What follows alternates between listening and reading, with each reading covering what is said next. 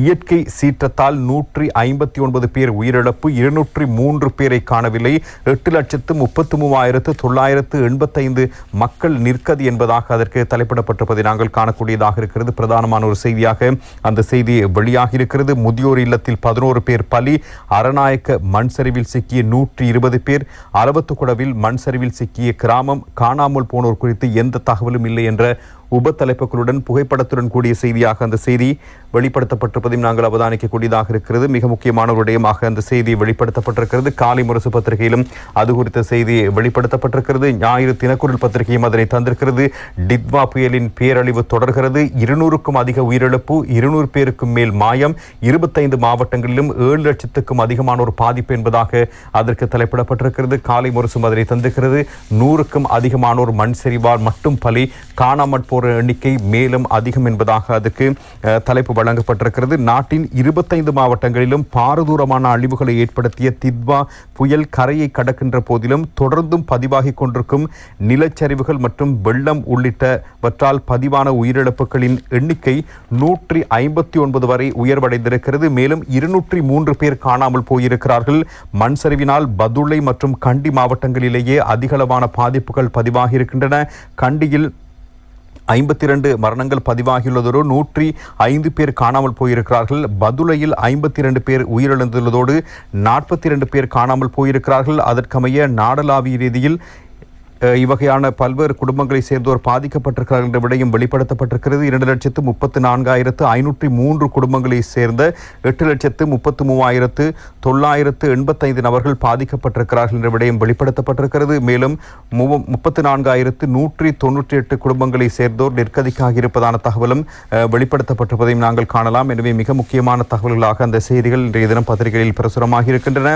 அதுபோல பன்னல முதியோர் இல்லத்தில் 11 பேர் பலி என்பதான ஒரு செய்தி வெளியாகி இருக்கிறது. பன்னலையில் உள்ள முதியோர் இல்லம் வெள்ளத்தில் மூழ்கி போக்குவரத்து பாதிக்கப்பட்டதால் அங்கிருந்த 11 முதியோர் உயிரிழந்திருக்கிறார்கள். தொடர்ச்சியான கனமழையால் குறித்த முதியோர் இல்லம் விரைவாக நீரில் மூழ்கியிருக்கிறது. இதனால் பலர் உள்ளே சிக்கி இருக்கிறார்கள். எனினும் கடுமையான வானிலை நிலவிய போதும் அவசரகால பணியாளர்களும் தன்னார்வலர்களும் சிரமமான நடவடிக்கைக்கு பிறகு 14 பேரை மீட்டிருக்கிறார்கள்.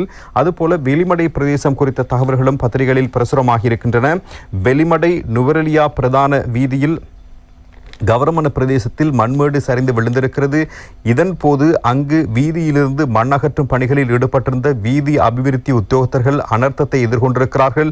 சரிந்து விழுந்த மண்மேட்டினை அகற்றி கொண்டிருந்த பொழுதே மீண்டும் ஒரு முறை பாரிய மண் சரிவு இடம்பெற்றதால் இந்த அனர்த்தம் ஏற்பட்டிருக்கிறது. குறித்த சந்தர்ப்பத்தில் அங்கிருந்த லொரி சாரதி ஒருவர் காணாமல் போயுள்ளதோடு மண் சரிவிற்குள் சிக்கி ஒருவர் மீட்கப்பட்டிருக்கிறார். இதேவேளை வெளிமடை கப்பட்டிப்போல போலீஸ் நிலையத்திற்கு அருகில் ஏற்பட்ட மண் சரிவினால் வெளிமடை நுவரெலியா பிரதான வீதி முற்றாக மூடப்பட்டது. மண் அகற்றும் பணிகளில் ஈடுபட்டிருந்த போது குறித்த பகுதியில் இருந்து 2 சடலங்களும் மீட்கப்பட்டிருக்கின்றன தகவலும் அதன் மூலம் வெளியாகி இருக்கிறது. அளவத்துக்கொடை போலீஸ் பிரிவிற்குட்பட்ட அங்கும்பர வீதியில் ரம்புக்கல கிராமத்தில் நேற்று அதிகாலை பாரிய மண் சரிவு பதிவாகி இருக்கிறது. அந்த குறித்த கிராமத்தில் வசித்து வந்த பெருமளவான மக்கள் காணாமல் போயுள்ளதாக அனர்த்த முகாமைத்துவ மத்திய நிலையம் தெரிவிக்கிறது. ஆனால் அங்கு வாழ்ந்தவர்கள் காணாமல் போனோர் மற்றும் உயிரிழப்புகள் குறித்து எந்தவித தகவலும் இல்லை என்றும் தெரிவிக்கப்படுகிறது. மீட்பு குழுக்களினால் குறித்த பகுதிக்கு செல்ல முடியாத நிலைமை காணப்படுவதாகவும் போலீசார் தெரிவித்திருக்கிறார்கள். கொத்மலை பூண்டுலோயா பகுதியிலும் பாரிய மண் சரிவு பதிவாகி இருக்கிறது. குறித்த பகுதியில் பாதிக்கப்பட்டோருடைய எண்ணிக்கை குறித்த எந்த ஒரு தகவலையும் பெற்றுக்கொள்ள முடியாத நிலைமை காணப்படுவதாக தெரிவிக்கப்படுகிறது. இதே போன்று கொத்மலை ரம்பொடை பிரதேசத்தில் ஏற்பட்ட மண் சரிவில் சிக்கி 14 பேர் உயிரிழந்திருக்கிறார்கள். இதன் போது காணாமல் போனோரை தேடும் பணிகள் தொடர்ந்து முன்னெடுக்கப்பட்டு வருகின்றன. குருநாகல் புதுக்குளம் பிரதேசத்தில் ஏற்பட்ட மண் சரிவில் 4 வீடுகள் முற்றாக சேதமடைந்திருக்கின்றன. குறித்த வீடுகளில் சுமார் 10-15 நபர்கள் இருந்திருக்கலாம் என பிரதேசவாசிகள் தெரிவித்திருக்கிறார்கள். அவர்களை தேடும் பணிகளும் பாதுகாப்பு படையினரால் முன்னெடுக்கப்பட்டு வருகிறது. குருநாகல் இத்துகொட இப்பாகம பல்லியத்த பிரதேசங்களில் ஏற்பட்ட மண் சரிவில் சிக்கி 9 பேர் உயிரிழந்ததோடு 24 பேர் காணாமல் போயுள்ளதாக குருநாகல் மாவட்ட செயலாளர் சந்தன திசாநாயக்க குறிப்பிட்டிருக்கிறார். அதேவேளை அரநாயக்க அம்பலகம பிரதேசத்திலும் இவ்வாறு பாரிய மண் சரிவு பதிவாகி இருக்கிறது. குறித்த மண் சரிவில் சிக்குண்டு சுமார் 120 பேர் வரை காணப்படுவதாகவும் அவர்களில் குறைந்தபட்சம் 20 சிறுவர்கள் இருப்பதாகவும் தொலைபேசியில் தொடர்பு கொண்டு உதவி கோரிய நபர்கள் மீட்புக் குழுவினரிடம் தெரிவித்திருக்கிறார்கள். குறித்த பிரதேசத்தில் கடந்த 2 தினங்கள் தினங்களாக மின் விநியோகம் தடைப்பட்டிருக்கின்ற நிலையில் அவர்களை மீட்கும் பணிகளும் மிகுந்த சிரமத்திற்கு மத்தியில் இடம்பெற்றிருக்கிறது. 400 மில்லிமீட்டர் மழைவீழ்ச்சி பதிவாகின ஒரு தகவலையும் நாங்கள் உங்களோடு பகிர்ந்து கொள்கிறோம். நேற்று காலை 6 மணியுடன் நிறைவடைந்த கடந்த 24 மணித்தியாலங்களில் கண்டி மாவட்டத்திலேயே அதிக மழைவீழ்ச்சி பதிவாகியிருக்கிறது. கண்டி நிலம்பை பிரதேசத்தில் 431 மில்லிமீட்டர் மழைவீழ்ச்சி பதிவாகியிருக்கிறது. மேலும் கேகாலையில் 277 மில்லிமீட்டரும், கிளிநொச்சியில் 274 மில்லிமீட்டரும், கண்டியில் 266 மில்லிமீட்டர், குருநாகல் பிரதேசத்தில் 247 மில்லிமீட்டர், கம்பஹாவில் 237 மில்லிமீட்டர் என மழைவீழ்ச்சி பதிவாகியிருக்கிறது. மேல் மாகாணத்தில் ஏற்படக்கூடும் என்று எதிர்வு கூறப்படுகின்ற அனர்த்த நிலைமையில் மீட்பு பணிகள் மற்றும் நிவாரண நடவடிக்கைகளுக்காக 7,989 ராணுவ வீரர்கள் தயாராக இருப்பதாக ராணுவ தளபதி லெப்டினன்ட் ஜெனரல் லசந்த ரொட்ரிகோ தெரிவித்திருக்கின்றார். சீரற்ற காலநிலையினால் பாதிக்கப்பட்டவர்களை மீட்பதற்கும் பாதுகாப்பான இடங்களுக்கு அவர்களை கொண்டு செல்வதற்கும் முப்படைகள் தொடர்ந்தும் நடவடிக்கைகளை மேற்கொண்டு வருவதாகவும், அதன்படி நாடு முழுவதும் 24,156 பாதுகாப்பு வீரர்கள் 2,453 பேரின் உயிர்களை காப்பாற்றி 5,400 பேரை பாதுகாப்பான இடங்களுக்கு கொண்டு சென்றுள்ளதாகவும் ராணுவ தளபதி தெரிவித்திருக்கிறார்.